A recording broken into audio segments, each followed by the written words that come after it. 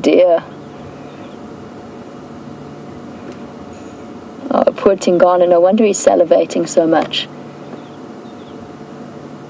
He has definitely eaten something that does not agree with him.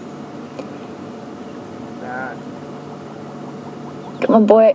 Push. You can do it. Giving the same advice I would give Karula, but in a completely different context. Here we go.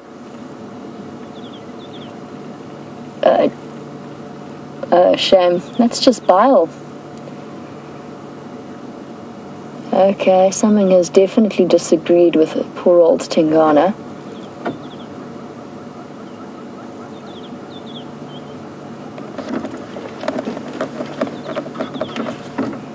What's up, boy? What did you eat that's disagreed with you like that? Oh. Oh, and it's no fun having a stomach bug. We've all been there.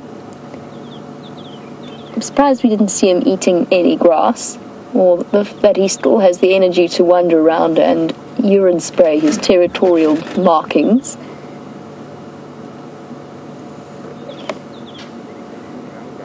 General to his behavior this afternoon.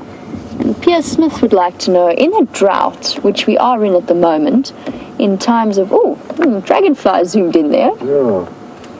It doesn't often happen. It's going to be tricky. That I think is next to impossible. It's already gone. I hope you enjoyed your brief glimpse of what is oh goodness, what's it called? A firefox or a... Oh, the name's just gone out of my head. I'll remember it, I promise, for that bright red dragonfly that we get. I promise I don't know.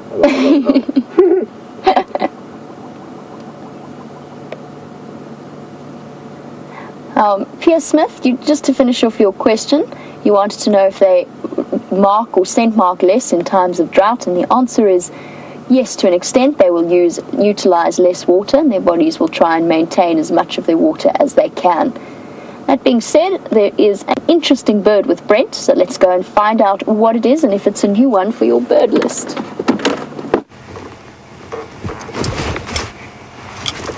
There we go. Another one for the bird list, guys.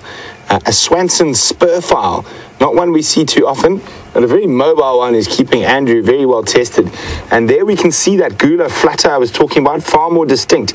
Because they've got bare skin under their throat there, so the veins and that are much closer to the surface, you'll see them move a lot more, trying to get as much air across there as possible to cool them down. Picking up some grass seeds. So if we look carefully at the feet, he's gone into the longer grass now. But so with Franklin and spurfowl, so Franklin do not have that bare skin on their face. So spurfowl generally a bit bigger. So this is a spurfowl, not a Franklin.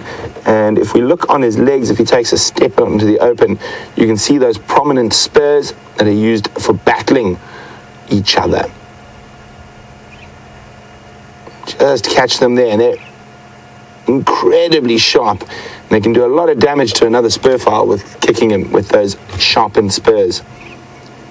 But there we go. Not one we see as common as as often as the crested and Natal Franklins, but still same family, a little bit bigger and with that bare skin on their face. Swanson's spurfowl. So we're going to continue checking down our western boundary, see if we find any tracks of the Nkahuma Pride, hopefully coming back. But till then, let's go back to Jamie and Tingana.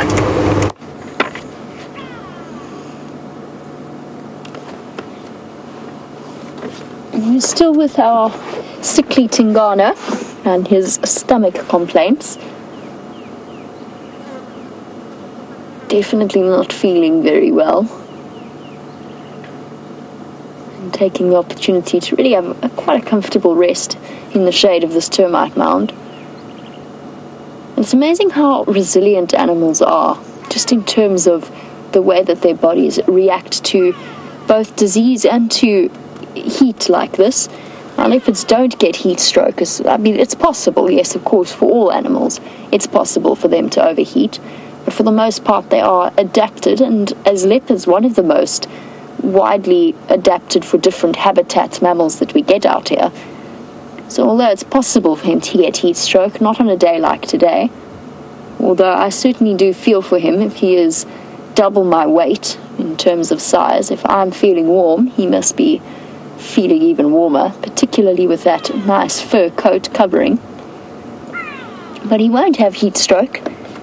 I'm almost certain it's either a piece of bone, shard or hoof, or it is something that has just disagreed with him. But the fact that he can carry on, move great distances, hunt for himself, go and fetch water for himself, even when he feels as ill as he does, and easily defend himself and outpace any kind of threat out here is always incredible. I mean, to take that to a further extent, that hyena that we saw that was injured in the fight, not the one that you saw with Scott, that's a slightly different, more serious matter, but the hyena that was injured in the fight a couple of weeks ago with myself and Brian, to see how quickly or how rapidly that animal has recovered and now barely bears any reminders of that fight, just goes to show how incredible these animals are. And when you watch the lions eating from a 4-day-old buffalo carcass,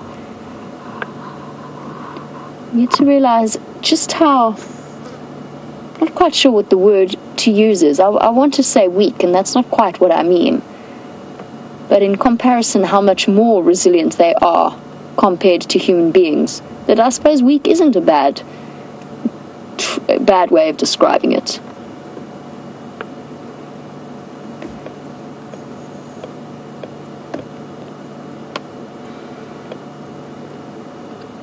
And Dawn, you've got a very interesting question. That's whether or not leopards ever get bloat in the same way that domestic dogs do. So, and of some kind of obstruction within the intestine itself, or by an extension of your question, some kind of torsion. Oopsie daisy, Scott. All right. I'm having a chuckle at Scott, but I wouldn't know where to begin with that camera. So our multi-talented Scott Dyson on the back, proving that he can both present and bring you these beautiful images. Back to Dawn's question, intestinal torsion and obstructions within the bowel, I think they can, but I think that it's far less likely. Now, the interesting thing with domestic dog breeds, from what I understand, is that those sorts of health complaints have been exacerbated by years and years and years and generations of inbreeding within the animals themselves, or breeding to favor particular characteristics that in turn has unfortunately reduced the efficiency of their digestive system. And for different breeds, it's particularly the case. So for the deep-chested breeds, things like Great Danes or Pointers, anything like that, particularly prone to those types of complaints. Yes, I think it's a possibility within wild animals, but it is far less likely, and mainly because they haven't had that level of genetic inbreeding that possibly some of the domestic animals have, particularly prevalent in dog species. Most people will know that a crossbred dog has a far smaller chance of a lot of the complaints that the pure breeds or the pedigree breeds suffer from. Not that I'm saying Tingana isn't pedigree, of course. I'm sure he is. I'm sure he would consider himself to be very much royalty in leopard world.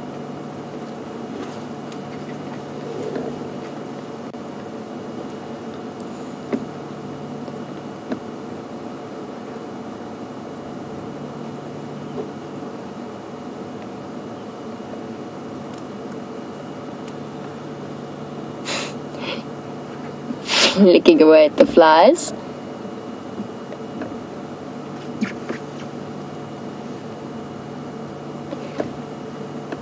Now, we've had Tingana walk right past the vehicle twice today, and that's a fairly common occurrence for our leopards. Some regular viewers will know how completely content they tend to be in our presence. Swishing his tail around. I think he might be dreaming, you know. I'm not sure if it's the flies or if he's dreaming.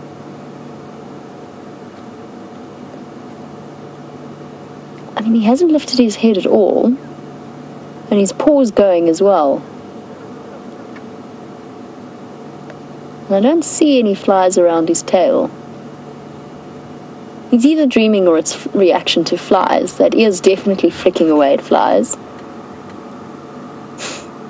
But I know we've got a lot of viewers who've asked us about whether or not our animals dream, and they definitely do. But anyway, yes, he's perfectly relaxed in terms of our proximity to them, especially when they're given plenty of space in which to approach us. And they've spent their entire lives raised from very young cub age up until their adult lives in the presence of vehicles and with tourists and safari vehicles viewing them, which of course is essential in their survival as a species, since it is all part of the greater good in terms of raising money and providing sustainable conservation strategies. I love the dragonflies fluttering in and out in the sun. It's beautiful. Look at these colors. It's just incredible. And Lenny, you've got it absolutely right to an extent. It's to do with proximity of people to the animals, and therefore the way in which they have been treated and what they have learnt in terms of experience. I also know that the leopards in India are far more famous for learning to kill people than the leopards within Africa itself. And it's partly because of their reduced habitat, which means reduced access to food and increased competition with people. Means that conflict often ends in bloodshed for both the animal and the people concerned. It's also different conservation strategies and the way in which we are so fortunate with our leopards. They have been approached as a species to be conserved and respected for far longer than any of our lives, way back into the 70s, 60s, and even longer in certain periods of the Kruger National Park. We're fortunate enough to be dealing with generations of leopards that have been habituated to people, even on their sick days.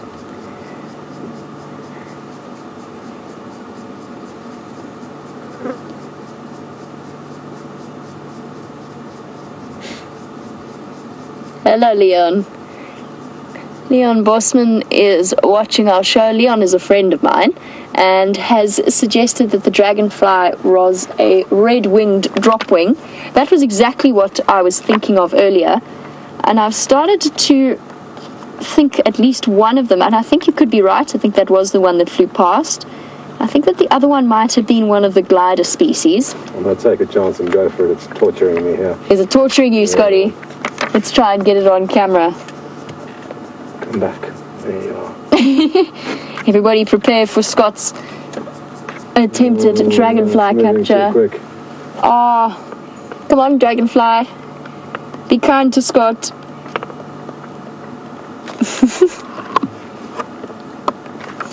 I'm going to try and find your picture since while Scott attempts to to make us all dizzy. Scott's giving us all motion sickness. There it goes. Look at that. Oh, well done. Oh.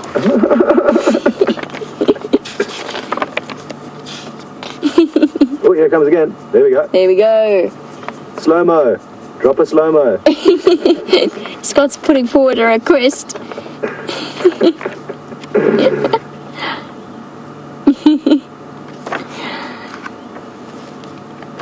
Now, my suggestion as to what it could be, in answer to Leon's question, and I think one of the ones was what Leon suggested. Now, this is what I'm suggesting it might be, especially in this light.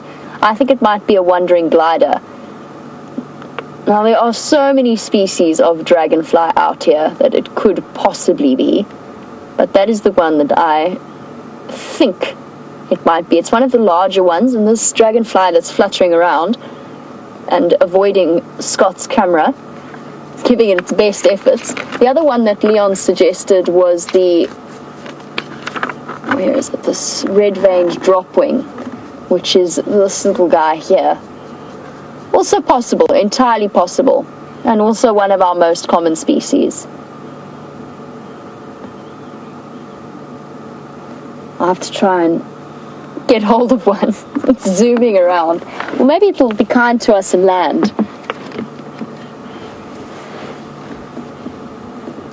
In the meantime, returning to our slightly ill to the stomach leopard, it's a fly. I know the feeling, Tingana. Let's pop back over to Brent to get an update from his side.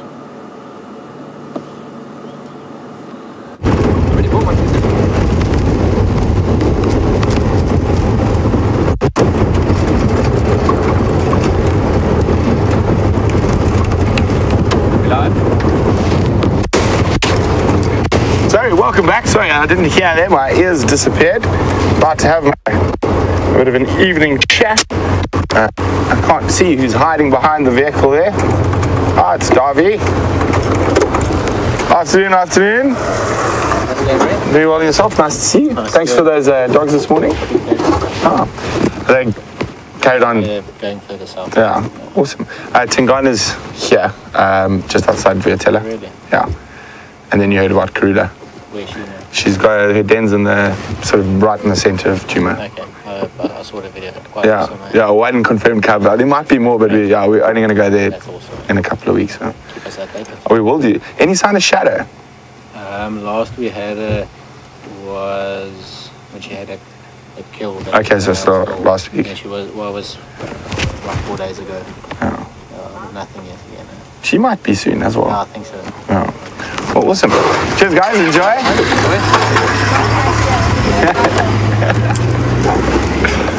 There you go. Just a quick update on those wild dogs, the sand pack. We're going to go where they cross. Problem with this thingy. Yeah, sorry. Just give me a second. There we go.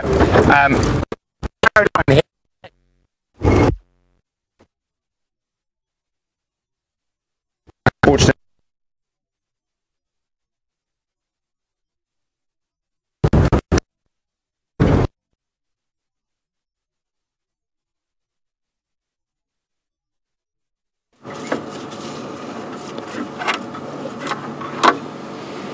We lost Brent there for a second, but we are still here, so never fear. I'm sure that Rusty will be back up and running shortly. In the meantime, Scott providing you with some stunning images of the burning African sky on this baking hot day. And even though the shadows have finally lengthened and caught up with us, I think Brent had the best description for the way that days like this feel. And it's almost like you can feel waves of heat coming up from the earth. It's like the earth whomps. I don't know how else to describe it. If you imagine one of those big bass speakers sending out waves of sound, that's sort of what it feels like. I don't know if that's a description that works only in my head, or if you understand roughly what I mean. Particularly at this time of day, it feels as though the earth is just releasing all of the heat that it's been absorbing throughout the day. Now, Craig said that their lodge thermometer went up to 42 this afternoon, and that was when they started their game drive at 4:30 or 4:45. It definitely is a very warm day.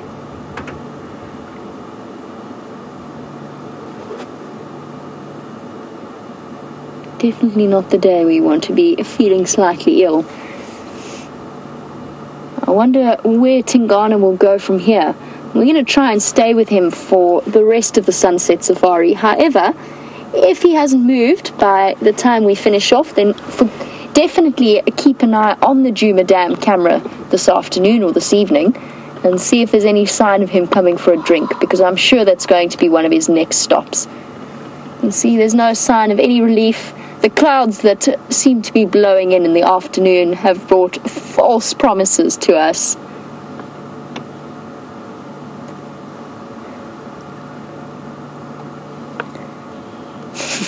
One very wispy, lonely cloud up in the sky.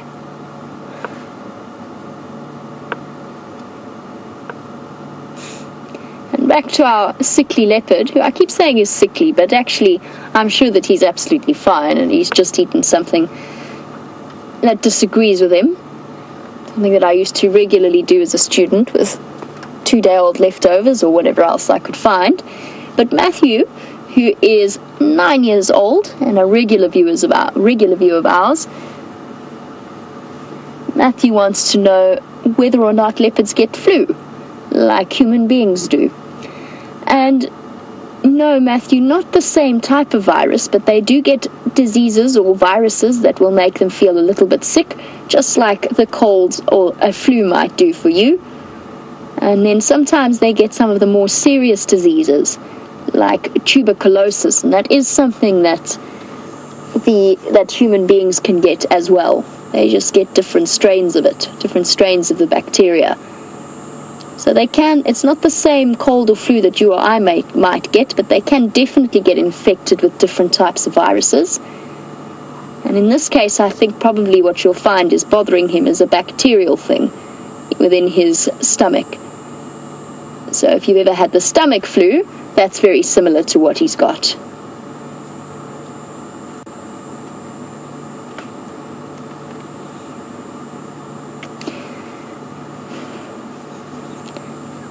And the next question, of course, that comes to mind if we talk about the diseases that the animals can get is whether or not something could have been transmitted to him via a tick, as Safari Dean has asked. Could a tick bite carry some kind of disease? Now, as far as I know, the leopards have quite a high resistance to the rickettsia bacteria that cause tick bite fever. I have never heard of a leopard becoming ill with it. I'm not sure, though. I mean, they must have a high resistance, but whether or not one has ever caught the rickettsia bacteria, I'm not sure. You ever heard of a leopard getting tick bite fever? Nope. No, I haven't either. I don't think it's very likely, to be honest. I think the chances are fairly slim. Generally, the diseases that plague something like a leopard would be more likely to be transmitted by one of the prey species that they've eaten. Even tsetse flies and the stable flies, I don't think, pass on terrible diseases to them. They have a natural immunity to them that human beings don't necessarily have.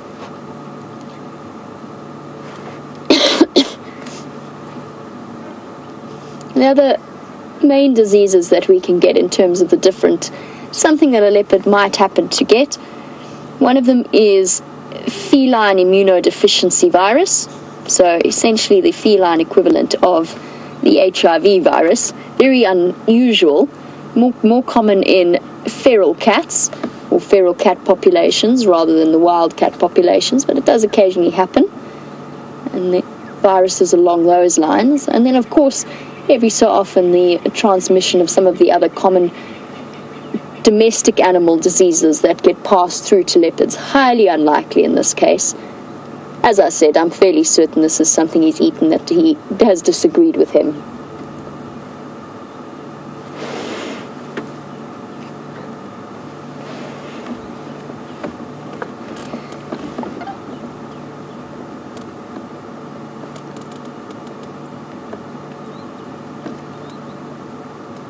Now, Diana, you were wondering a little bit about this individual leopard that we are watching at the moment. And you want to know, how do we spell Tingana? And the answer is Tingana. Tingana. Which, as far as I know, means the shy one. Or shy.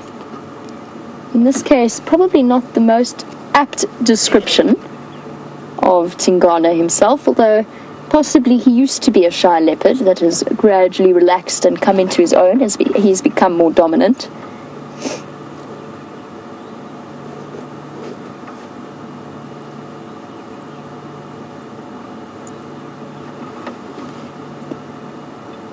And Chantal was wondering about his spot patterns and whether there's any identifiable features. Chantal, I don't know his spot pattern offhand, which maybe I should, but I personally have never recognized individual leopards by their spot patterns.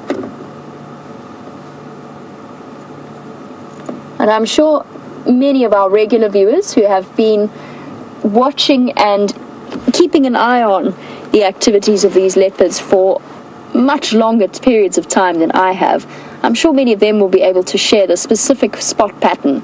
So for new viewers, the scientifically accepted way, or one of the scientifically accepted ways of identifying individual leopards, is to look at the top row of spots on their whisker patterns, which will always be in a different combination of either 2, 3, or 4, and that can differ from the left side and the right side.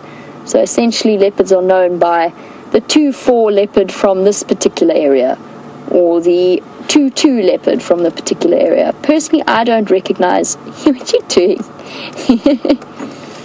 The fly's bugging you.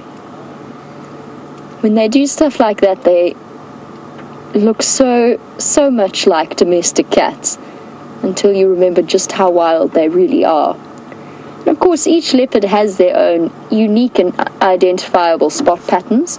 I like to look at the patterns of the spots around the face, but I also just recognize the individual overall shape of the leopard the more that I spend time with it.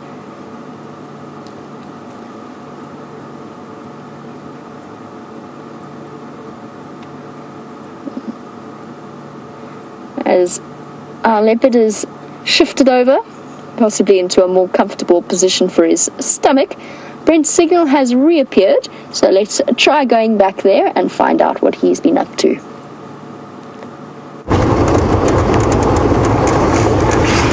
So, welcome back. Sorry about the gremlins, and as you can see, some lovely golden light coming through now as the sun sets. That harsh heat, that harsh white light we've been experiencing is softening slightly. So Andrew and I have made our way to the area close to where Karula's got her den. So we will not be going into the den, as we've explained quite a bit. I will explain that in depth shortly. But she is going to be leaving that den to go hunting quite regularly. So we're just doing a little loop, checking for tracks, and if there's nothing, we just leave the area. We had a meeting with Tux and Fan and William today about how we're going to proceed forward with Karula's den and this cub that has been born. Hopefully there's more than one. And the plan is now we're not going to go anywhere near there, as I said, for that first sort of week to 10 days. And when Tax gets back from leave, we'll reassess. What we'll probably do is go in there between drives, not during the drive. And we will do that due to the fact that it's very, very hot. And during the heat of the day, there's very seldom movement of the other predators, like lions and hyenas. So we'll just go and assess for 2 or 3 minutes, because it is possible she'll move that den within 4 or 5 days even. But we want to give her that initial time by herself with the cub. So just to assess if she has moved the den. If she has moved the den, we'll try locate the next den, and then again zone the area. So pretty much that area is going to be completely zoned for the first month, with very limited visitation, and that visitation will be decided upon by Taxon, the Djuma crew, and us, and we're going to work very closely together in going forward, as we are the people who operate on this property the most. So of course we are so excited that she's got that cub, but also we want to make sure that cub's got the best chance of survival. And as I said, hopefully there's more than one. And the best way for that, if you actually think about it, it's quite a positive for Karula that we are in this drought. So hunting is going to be a bit easier. A lot of the animals are not going to be as fresh and as sprightly as they normally would be at this time of the year. So it is going to make Karula's hunting and being able to feed herself, to produce milk, and a little bit later to feed the cub a little bit easier for her. So very exciting times.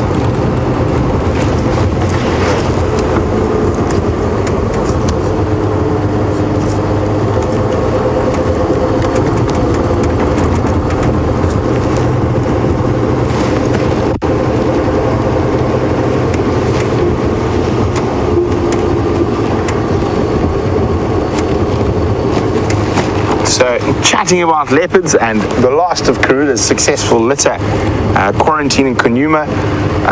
Jen Cole on Twitter is was saying we haven't seen quarantine for a while. Any updates? So I know he's been seen to the south and east of us. He's a dispersal male, so it's unlikely we're going to see him too often anymore in this area. But you never know, he might pop in for a visit. Now that would be bad for Karula's current litter.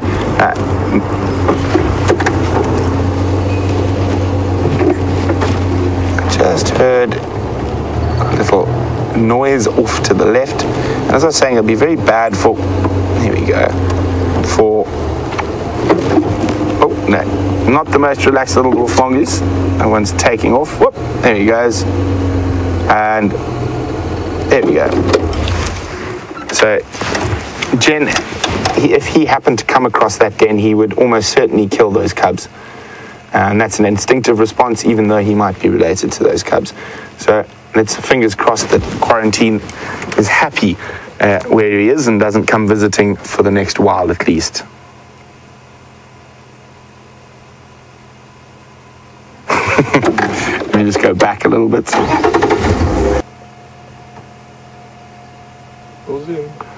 Okay, so if we look carefully, just behind him, if he turns his head towards it, there's actually a spider crawling. So basically, if we take that little plant that's right in front of him, that's sort of cutting just after his back legs, and we go up past the second set of leaves, directly behind, there's a spider crawling up. And as well as the spider, which is minute and hard to see, it looks like there's that elegant locust or elegant grasshopper crawling in the background as well. Now, that area, you can see him there crawling up. Now, that is really, really noxious. And he's got those bright colors. That's why the mongoose isn't even thinking about eating him. Tastes terrible. You can see quite relaxed. The sun's about to set. They'll be quite close to their den. They're not really going to go into the den because of the heat. They're going to wait for it to cool a bit. And that's what they're doing. There appear a few of them knocking about. And there's another one lying up on another log. So they're trying to get up onto the logs a little bit high, maybe catch a little bit of wind. Oh, no, that one disappeared down.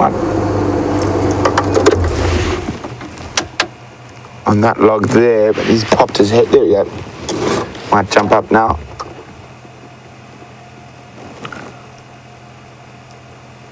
I can actually hear one eating something. Can you see it, Andrew? Just behind here. You can hear one crunching on a beetle or something. We're just trying to spot it.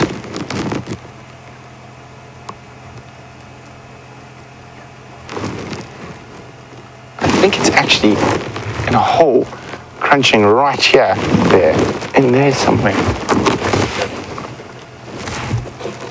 Just hear crunch, crunch, crunch, crunch. Nice little snack before bedtime.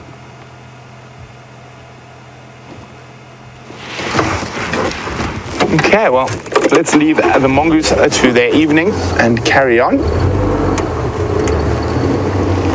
Let's see if I can spot him.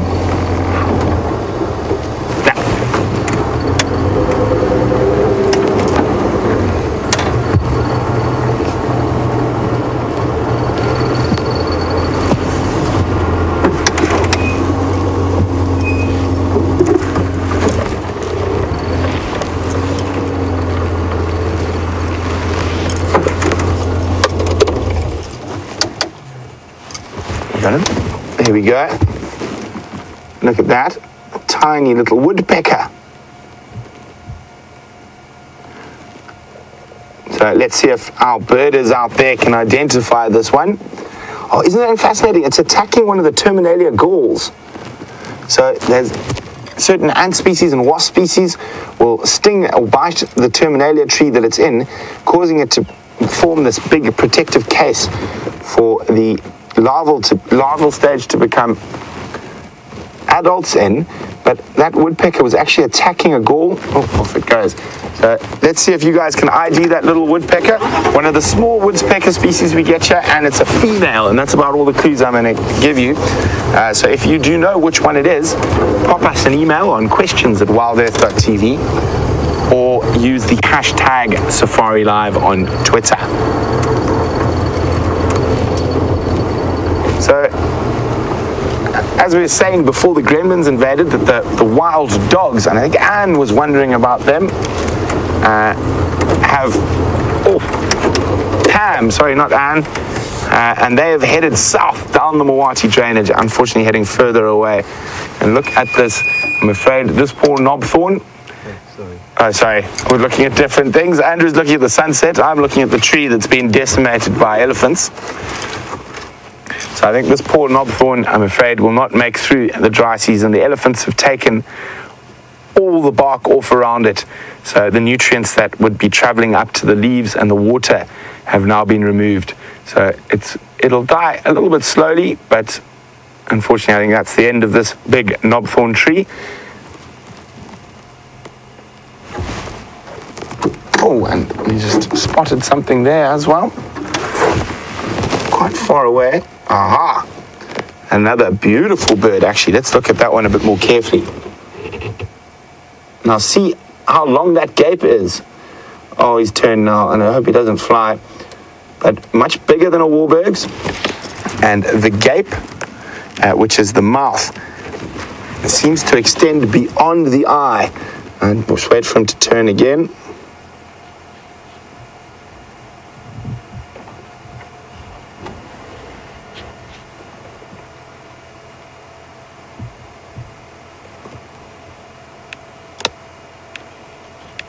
Oh, off he goes. So that's a very distinct feature. Oh, here are the squirrels immediately. Oh, there we go. So I think that might be a new one for a lot of our birders out there. So there we go. A steppe eagle. Very distinct at that size, and the gape extending beyond the eye. Even though it was a quick view, a nice one. One of the migratory bird species. And I know I've already asked you a question about that woodpecker, but now that's a steppe eagle. Where do you think a steppe eagle migrates from? And if you know the answer to that, I'll be very impressed. Where do steppe eagles migrate from? And again, you can send those answers through to questions@wildearth.tv or use the hashtag #SafariLive on Twitter.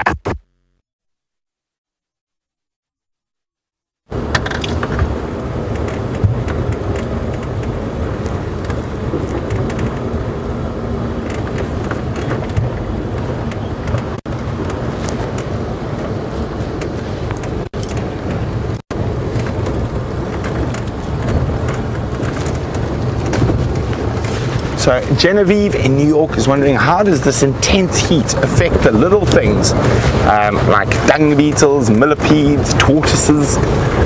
Well, not well. I mean, water is life, literally. And a lot of them will suffer. In very dry climates, without the rain, you will notice we don't have nearly as many dung beetles or insects. And actually, as a bonus, just this, for once I'll say this, but Andrew even commented today how few flies we have. The heat is even affecting how many flies maul us while we're on drive. Andrew is not covered head to toe in buffs today because this heat seems to have kept the flies at bay. So it does affect them, and we will see a decline. The tortoises will go into a form of hibernation, possibly in this intense heat, get into a nice shady spot and wait till the next set of rains comes.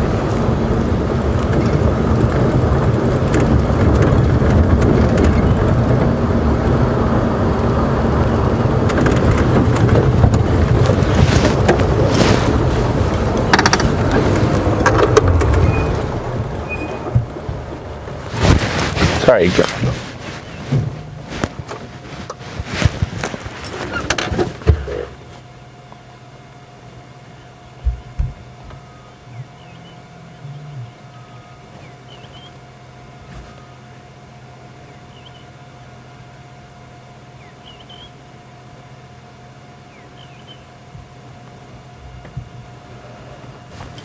So, there we go. It was a female cardinal woodpecker. So Mary, Jen, Donna, many others. And the female cardinal woodpecker, the smallest little woodpecker species we get here. So there were a few people who said golden-tailed or bearded. Those are much larger woodpeckers. That little guy was probably about this big, whereas the bearded and golden-tailed are much larger.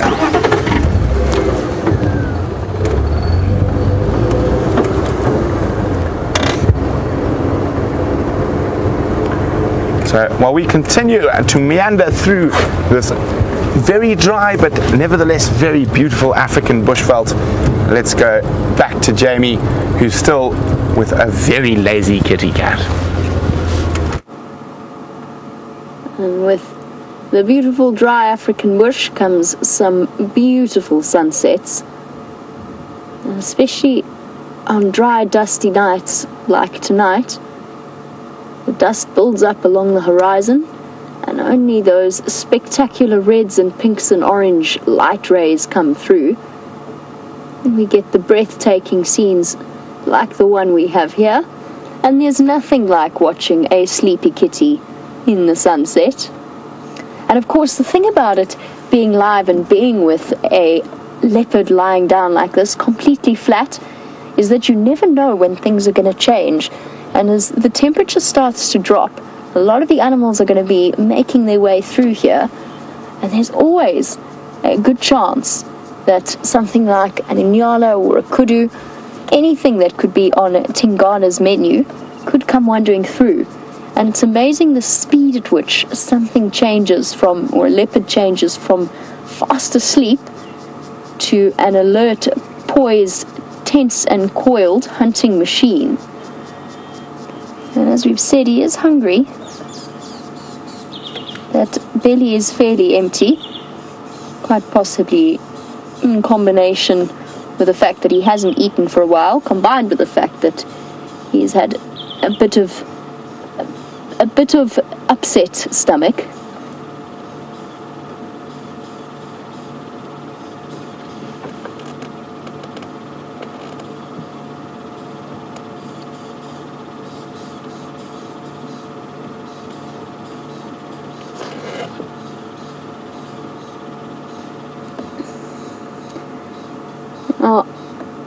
Iodine, who is watching in Illinois, has asked a question about one of my favorite things to look at, and I don't know what it is about the feet of the cats that I absolutely love, but I find them incredibly fascinating, the way in which they're structured, the way that their bones are set forward to provide that perfect paw shape to allow them to walk silently through the bush.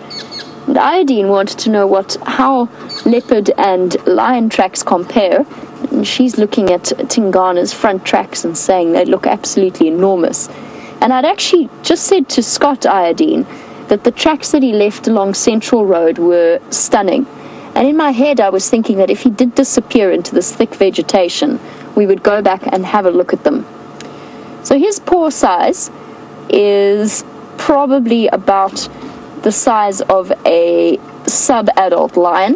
They are very big. They are still smaller than an adult lioness's though. But they would be one of the largest paws of any of the leopards that we get out here. Now, the one thing about lion tracks and leopard tracks to me that sets them apart is that a leopard track looks very, very neat.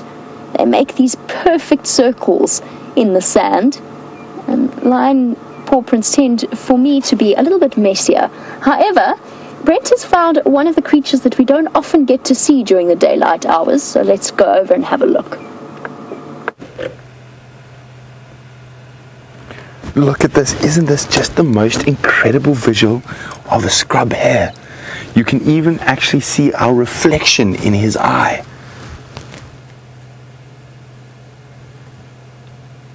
And his nose is working overtime, and that's very normal with them. They do have a look of absolute shock and terror on their faces, but I promise you that's normal. and being something that gets eaten by a lot of things. You can see panting very heavily, and the reason he's probably out moving now is because of this heat. So they don't have burrows or dens like rabbits. They live out in the bush and they sleep in the bottom of thickets. And look how his ears are still moving and just picking up all the sounds around. So, and you can see how his veins are really visible. That's also from the heat. Probably has a slightly similar effect to an elephant in terms of cooling down. Obviously not quite to the same degree. He doesn't flap them. But you can see that very distinct white ring around the eye. Now, you'll notice with a lot of your nocturnal animals that they have a white or lighter color around their eye. It's to help pick up any ambient light, so they have better vision at night. And look at the size of that eye compared to the face, and look at his nose. Isn't that cute?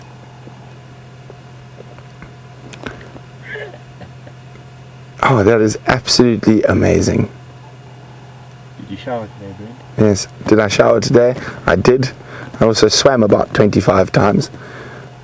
So if it's smelling anyone, it's you, Andrew. And you can see that how big that eye is to help him move around at night.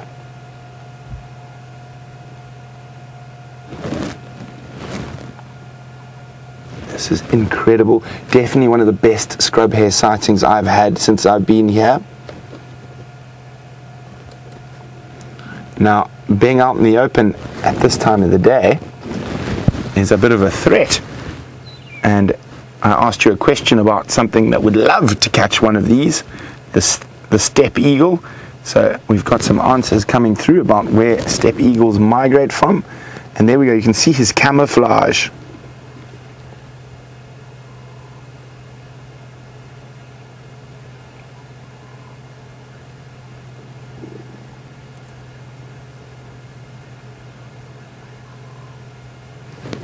So Gail, Carol, Glenn, Crystal, Brian and many others correct. The steppe mountains in Russia, also the steppes of Mongolia, and there's quite a few different bird species that migrate from there.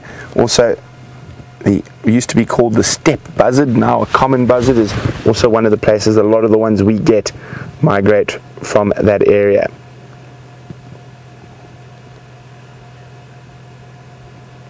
Now, we're going to leave this little one shortly, but now, unlike the rabbits, they don't keep their young underground in a den. Their young are like baby impala or baby kudu. They are what we call precocial, and it means they're born as perfectly formed miniature versions of the adult that are able to run within minutes of birth. Now, a rabbit is the opposite. It is very strange for a herbivore to be altricial. So it's generally a primate and predator thing. So a rabbit gives birth to completely naked young with their eyes closed, so blind, in a den called a warren underneath the ground. And although we only get out of the lagomorphs, which is the family of rabbits and hares, we only get scrub hares here. There are actually more rabbit species in southern Africa than there are hare species. But the scrub hare is by far the most widespread of the lagomorphs in southern Africa.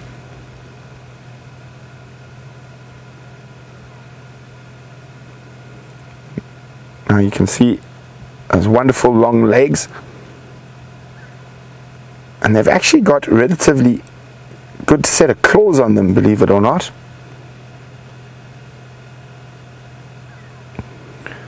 So they feed off grass shoots mostly. They have been recorded digging up sort of bulbs and tubers in very dry areas. So maybe they'll start doing it this year to supplement the lack of water around. And you can see how keeping still is their main form of defense. They just disappear into the bush. So I'm going to give you one last look as we zoom out, and you can see how from a slight distance away it fits perfectly into that surrounding bush, and it'd be very difficult if it's not moving, even for an animal like a leopard or a lion, to spot them. But speaking of leopards, let's jump back on with Jamie, and hopefully Mr. Tingana gets moving in the next little while. And as the clouds slowly roll in on this hot, hot day and bring hope that maybe the heat of the day was caused by warm air being pushed ahead of a cold front, which might even bring some rain, fingers crossed, I can't really think of a better way to spend an afternoon, even if it has been incredibly warm, than to be in the position we're in, watching one of nature's most exquisitely designed creatures. And the life that we have down here in South Africa is definitely, in my opinion, one of the best in the world, and I certainly feel privileged to be enjoying it. And in terms of South African food, just to answer that particular question from my perspective, my favorite South African food is without question biltong. And for those of you who are unfamiliar with the concept of biltong, it is like beef jerky, only much, much better, if I can offer up my opinion. It's a dried, spiced meat. Now, when I was a child, my mother used to give me big chunks of biltong to chew on when I was teething, and it has been an enduring love ever since. So I think that the food that I missed the most when I lived in the UK was definitely biltong and Milo. Milo is also one of those things that I can't live without. Scott agrees. Scott's on that side of me as well.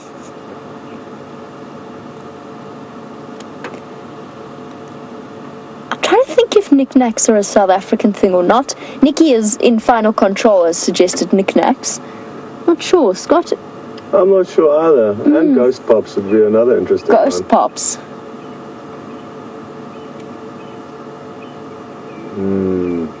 Nikki's got a very good point.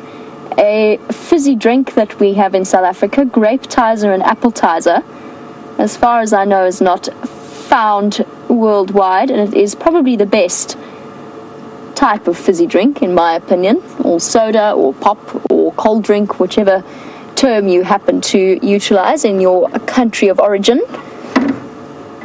We would call it a cold drink. Apple or grape flavored fizzy drinks. Now I want one. 100% au natural. Yes, 100% natural fizzy drinks. Oh, now I really want a grape tizer or an apple tizer. A really ice cold one would be incredible right now. Steph was wondering how Milo is written.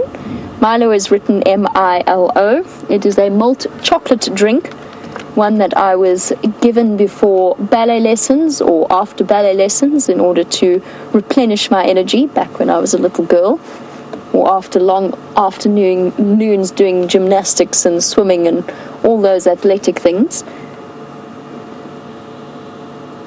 Oh, so many good South African foods.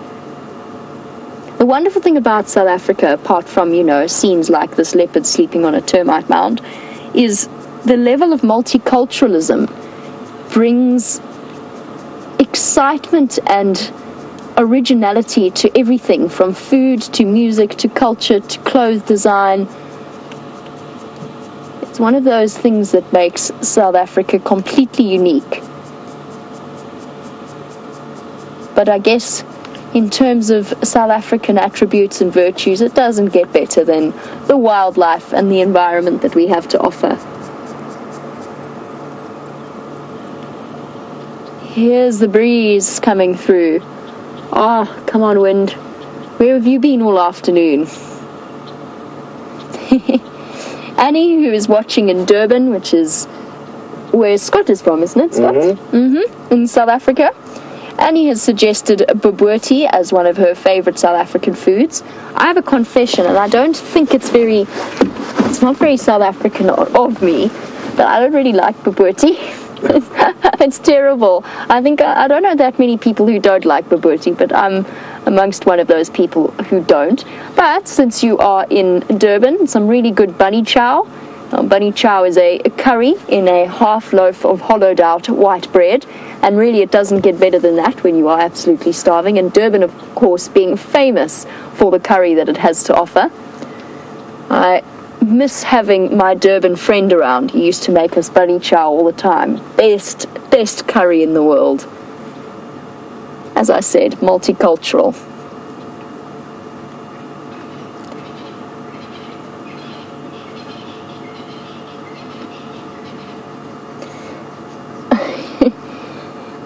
Jeannie, if you would like to learn more about biltong, it is spelled Biltong,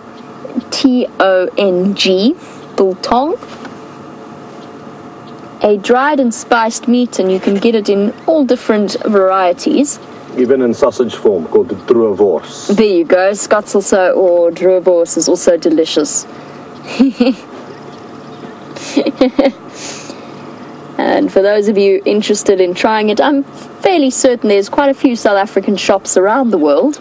If you find yourself lucky enough to locate one, I would highly recommend trying some of the local specialities of biltong. Or if you come to visit, of course.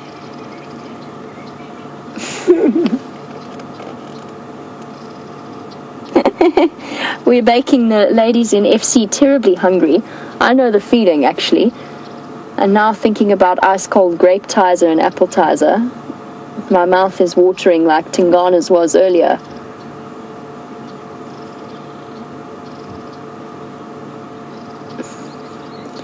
And I'm sure Tingana wouldn't say no to Astralina's suggestion of a boerewors roll, or boerewors in general, which is a... boerewors means farmer's sausage,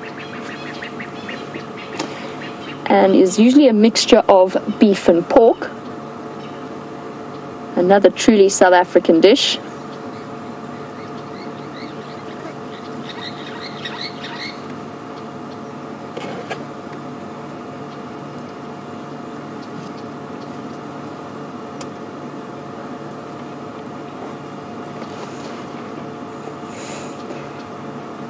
Muriel, who is watching in Canada, Muriel has suggested a whole number of things, from rusks to crunchies and to the excellent wine that the country has to offer. And the country really does have some excellent wines. And those can, of course, go with your dessert of a malva pudding, which Muriel has suggested as well. I didn't realize, actually, I haven't really sat to think about all of the traditional South African foods, but I'm definitely enjoying listing them, except now that my mouth is watering and I'm feeling the distance to dinner time. How about you, Scott? I know. Thinking about boerewors rolls now. Oh my goodness, what have you guys done to us? I've got no idea what's for dinner. And I've got no idea either. Dinner remains a surprise. We just know that there's no grape tizer or apple tizer. I wonder what Tingana will be having for dinner tonight. I think at this point, unless something drastically changes in the next few moments, you might have to wait until the sunrise safari to find out. There's been no Inyala moving through, and he's decided that he's not up for searching for them. But even if he doesn't move for the next few moments of the sunset safari, don't forget to watch the Djuma Dam camera while we are having our delicious South African-based dinner and enjoying some rest. For those of you in time zones where you can watch the Djuma Dam camera, let us know if Tingana decides to wander through and have a drink.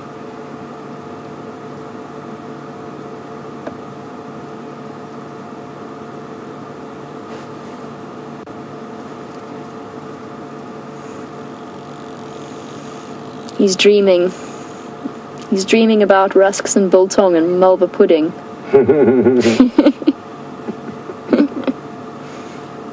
And the twitching of the paws and the ears. And I hope he does find something to fill up his stomach after an afternoon of expunging its contents. He's given us a nice opportunity to just compare the contrast of the colour between his shoulders down to his armpits and his belly. Thank you, boy. That's exactly what I wanted you to do. Big cuddle. No one else will hug him, so he gave himself a nice big cuddle there. I love it when big cats do that.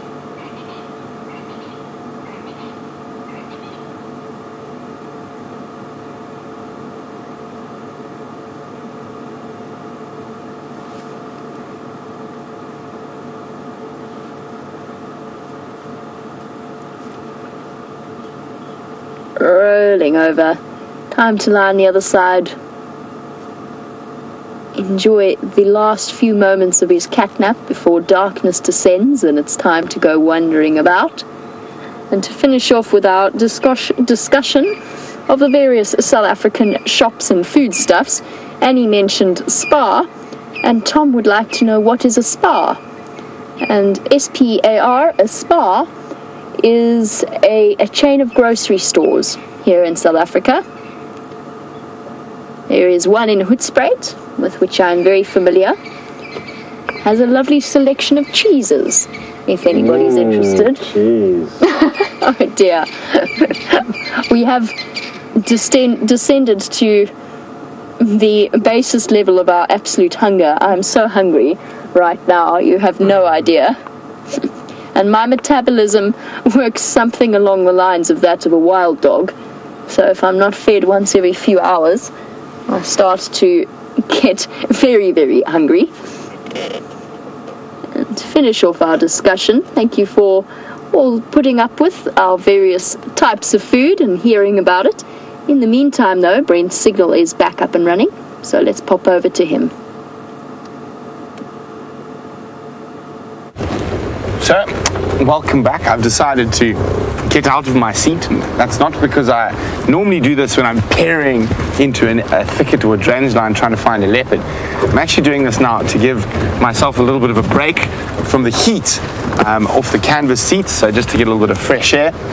And I know you've been chatting about foods with Jamie, and I've thought of some very South African ones that might have been missed. And Andrew's scrunched up his nose at certain of them. One of them is mapani worms.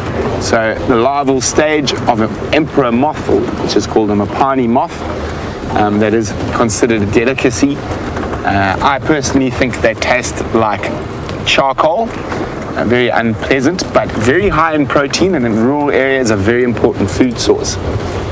And another larval thing is a thing called the mbungu, and actually a Shangaan gentleman that James and I both worked with by the name of Renius Mhlongo was the first person ever to feed me a mbungu.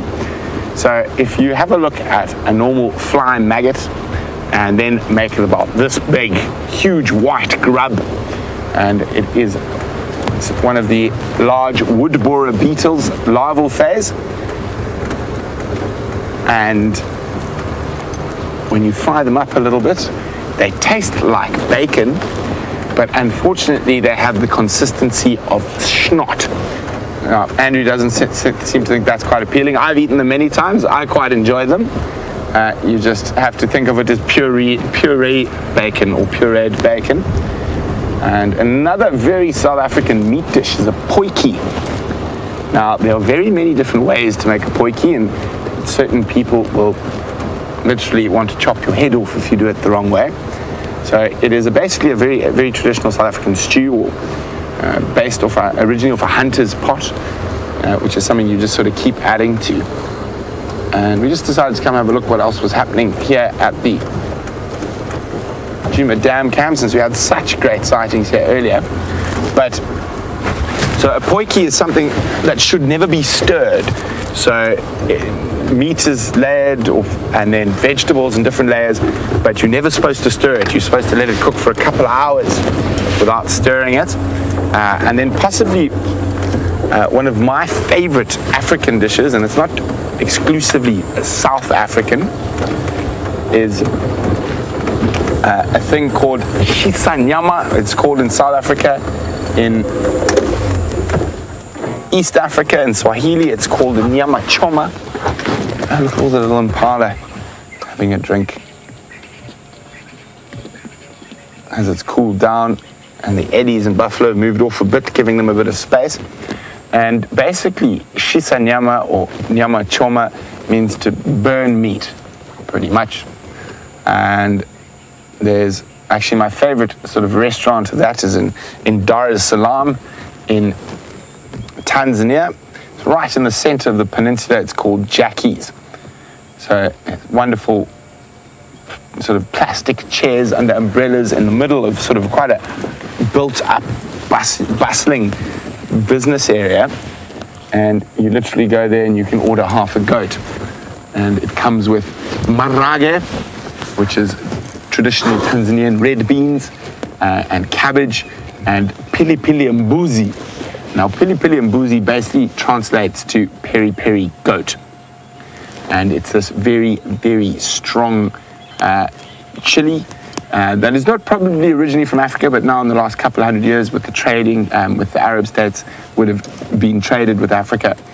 And it looks a bit like a habanero, but it's a bit short, more short and squat.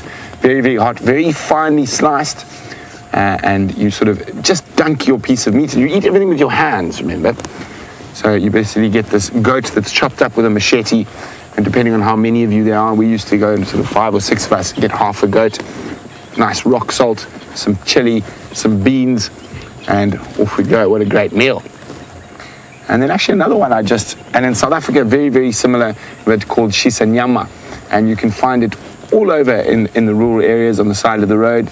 People grilling meat on the side of the road, generally at sort of areas where you have transport, sort of taxis and bus ranks, where there's a lot of people moving through. Oh, yeah, I keep doing this today. I keep removing my ears, but it is nearly time for the end of the Sunset Safari. Jamie and I will catch up with you in the morning. Hopefully Tingana is still around. Hopefully then Kahuma's come back. So let's go across to Jamie and Tingana. And Brent's incredibly loquacious conclusion and farewell has left us with a rushed few moments to say goodbye to Tingana. So big stretch, big yawn. Oh, what a good way to end.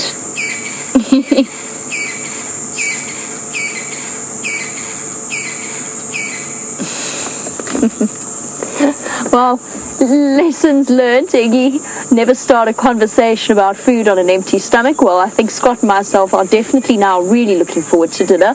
Tingana certainly is. Whatever he ate didn't agree with him, but he will probably... We've had a discussion about far more delicious things. Thank you, ladies and gentlemen. It's been a pleasure and a privilege. And thank you to Scott for showing how multi-talented he can be in providing us with the stunning images we have had today. As well as a big thank you to the lovely ladies in FC and to all of you for your questions, comments and food-related conversation. Have a wonderful day wherever you are in the world, and we'll catch you tomorrow for the Sunrise Safari. Cheers for now.